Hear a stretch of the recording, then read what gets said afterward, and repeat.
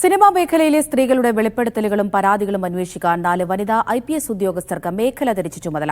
വെളിപ്പെടുത്തലുകൾ നടത്തിയ എല്ലാവരുടെയും മൊഴികൾ വിശദമായി രേഖപ്പെടുത്താനും അതിന് പട്ടിക തയ്യാറാക്കാനും തീരുമാനമായി. പോലീസ് ആസ്ഥാനത്ത് സംസ്ഥാന പോലീസ് മേധാവിയുടെ നേതൃത്വത്തിൽ ചേർന്ന അന്വേഷണ സംഘത്തിന്റെ യോഗത്തിലാണ് തീരുമാനമായത്.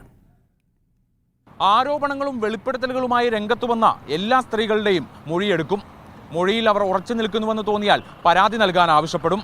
പരാതി ലഭിച്ചാൽ ഉടൻ തന്നെ കേസ് രജിസ്റ്റർ ചെയ്യും. മൊഴികൾ, സാക്ഷിമൊഴികൾ, സാഹചര്യ തെളിവുകൾ എന്നിവ സൂക്ഷ്മമായി നിരീക്ഷിക്കും.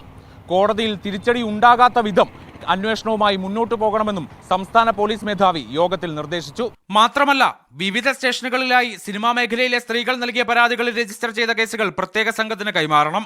എല്ലാ ലോക്കൽ പോലീസ് സ്റ്റേഷനുകൾക്കും ഇത് സംബന്ധിച്ച നിർദ്ദേശം നൽകി. 7 അംഗ അന്വേഷണ സംഘത്തിലുള്ള 4 വനിതാ IPS ഉദ്യോഗസ്ഥരാണ് വെളിപ്പെടുത്തലുകളും പരാതികളും അന്വേഷിക്കുക. ഉത്തര കേരളത്തിലെയും മധ്യ കേരളത്തിലെയും പരാതികൾ അന്വേഷിക്കുക G. പൂങ്കുഴലിയും ഐശ്വര്യ ഡോങ്ക്രയും. തെക്കൻ കേരളത്തിലെ ചുമതല അജീത ബീഗത്തിനും മെറിൻ ജോസഫിനും. ഇവർക്ക് ആവശ്യമുള്ള വനിതാംഗങ്ങളെ കൂടുതലായി ഉൾപ്പെടുത്തി സംഘത്തെ വിപുലീകരിക്കാം. സംസ്ഥാന പോലീസ് മേധാവിയുടെ നേതൃത്വത്തിൽ പോലീസ് ആസ്ഥാനത്ത് നടന്ന യോഗത്തിലാണ് ഇക്കാര്യത്തിൽ തീരുമാനമായത്. ഇതിനിടെ സംവിധായകൻ രഞ്ജിത്തിനെതിരായ കേസിൽ ബംഗാളി നടിയുടെ രഹസ്യമൊഴി രേഖപ്പെടുത്താൻ തീരുമാനമായി.